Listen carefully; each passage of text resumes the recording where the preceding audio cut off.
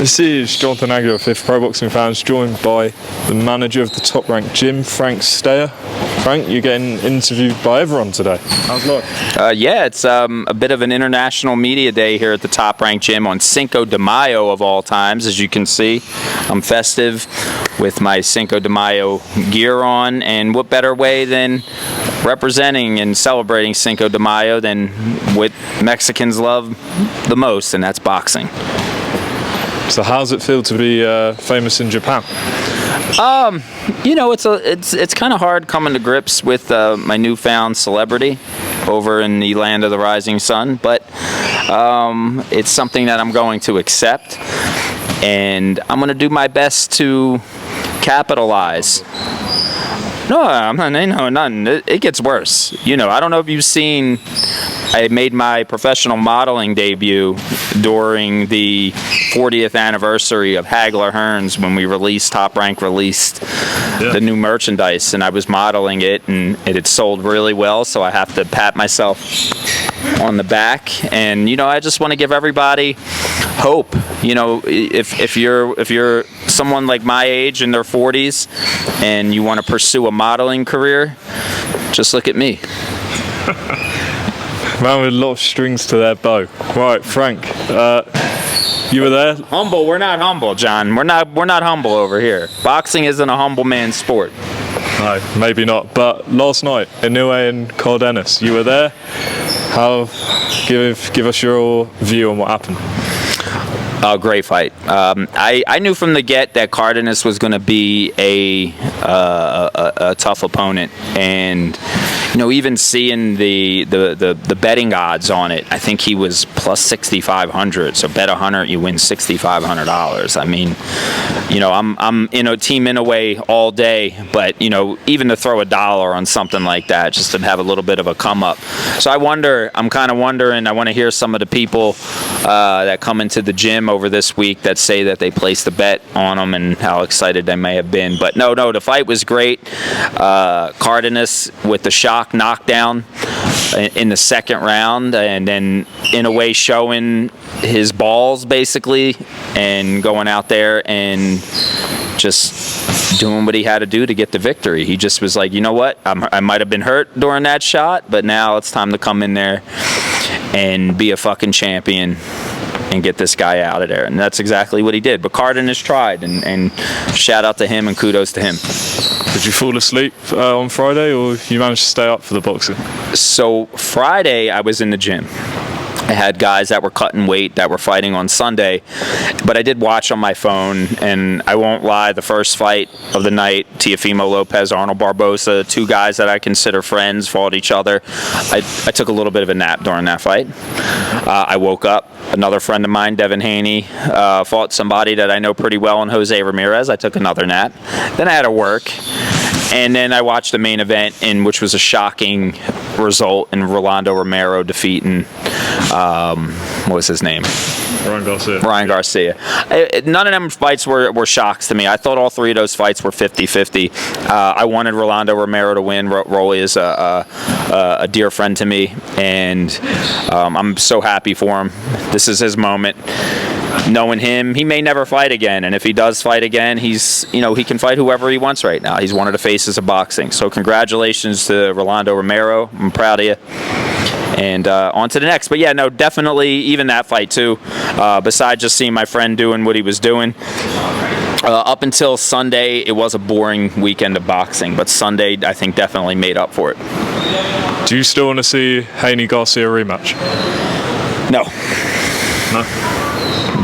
Who should they fight? I mean, you could do... I don't know, man. I mean, listen, I love you guys, and if you're watching this, I honestly, after what you guys did on Friday, I don't really want to see any of them fight, to be honest with you. I'm not even going to be political and try to say anything like that, but, I mean, if you were to promise me another night like Friday night, I'll pass. What about Rolly? Him against Conor Ben? Yes. I think that would be great. I think Rolly's up for the challenge. I think both guys are great shit talkers, and I think it would be, I don't know if it would be as exciting as a Chris Eubank, Conor Ben lead up, but it'll be somewhere in that. Rolly knows how to talk. Rolly knows how to sell a fight, and yeah, I would like to see that. I think it'd be a great fight, and of course, I'm going to rock with my guy Rolly. Got to talk to you about Eubank and Ben. You've had Eubank in the gym here for many years. What were you thinking watching that? Were you actually worried during the week about the weight and stuff like that? Not so much the weight. I knew the fight was going to happen. I think like many of us, we might have worried about maybe like the drug test afterwards, but other than that, I was just glad the fight happened, and I think so far, I don't know, last night's Inoue Cardenas fight gives him a run for the money, but I mean, with the event, how many people were in attendance for? 65,000. So, 65,000 people, and what an atmosphere. What a fight. And, see both of the fathers out there supporting their sons and being there for the fans. It was a great event. It was probably one of the best events over the past few years in boxing, and what a great fight. And I wouldn't mind seeing a rematch. And they just announced Canelo against Crawford here in Vegas. Yeah. You know both guys. What's your thoughts on the fight? I know I've been around Canelo a few times, but as far as a relationship, I don't know him like that. I've just seen him in the gym train a few times. He's been in this gym a couple times. But I know Terence Bud Crawford on a personal level, and I've known Terence over a decade. So I've always, even as he was a prospect with under 10 fights, I always thought one day he was going to be one of the best fighters in the world. And right now, he's arguably pound for pound number one. I have him and Inoue kind of rotating depending on who's fighting. The most recent on who's number one, but Terence Crawford is a generational fighter, probably the best pound for pound fighter over the past 5 years. And what a fight that is for him and Canelo, Allegiant Stadium in September, Mexican Independence Day, another Mexican holiday. I love it. It's a big event. Maybe I'll show up in attendance for something like that. It's a big stadium. I don't know if I want to get caught in all that traffic and that chaos and all the germs that dirty people bring around with them. So, but for real, I'm excited about it, and I think this is Bud's time to cement himself. I think this fight between Terence Crawford and Canelo will solidify the number one fighter of this generation. Who do you think wins? I like Crawford. I like Crawford either by stoppage. I think he has the ability to make Canelo, overwhelm Canelo, and make Canelo quit, maybe in the corner, maybe even stop him, maybe even shock us. It would be a shocker if he knocks Canelo out, but I think it's a possibility. But ultimately, Terence Bud Crawford, unanimous decision. I think it's going to be a much easier fight than people think. Right. Any guys in the top rank gym, prospects, anyone you want to shout out? I'm going to stick with who's behind me, who's here now. We have Tiger Johnson, 15-0. We have Emiliano Moreno, 12-0. But I gotta talk about my man Tiger Johnson, and his last performance had a great finish, and he emerged as one of the top welterweights in the game. So I put him in there with anybody at 147 right now. You mentioned a guy like Rolly. You mentioned a guy like Conor Benn. He's in the mix with those guys, and he fights again very soon in about 1 month's time. And I'm excited to see what he has to do to follow up from his last performance. Also in the gym, we just signed a new young fighter who I watched since he was 14 years old in this gym. And, I don't really like to have young fighters in the gym, but this kid was special. His name's Julian Montalvo. So he recently signed with Top Rank. They're going to have an announcement. And I expect him to be, one of the future young greats in the sport and in the industry. But there's so many more guys, John. I'm going to name some names, and then I'm going to forget some. So I'll just mention the ones that were in the gym today. Sounds like Tiger could be heading back to Japan, judging from today. Well, yeah, Tiger Johnson, he's one of boxing's nice guys. Inside the ring, not so much. Inside the ring, he's looking to hand out concussions. But I get the privilege of talking to Tiger Johnson on a personal level. I don't want to say it's a private conversation. We never say off record or anything, but he talks a lot of shit about everybody at 147. I asked him, as an interviewer would, even though that's not what I am, I asked him about guys like Boots Ennis. He tells me every time, he's like, oh, I know how to stop Boots Ennis. He said, I'll break him down, I'll put some pressure on him.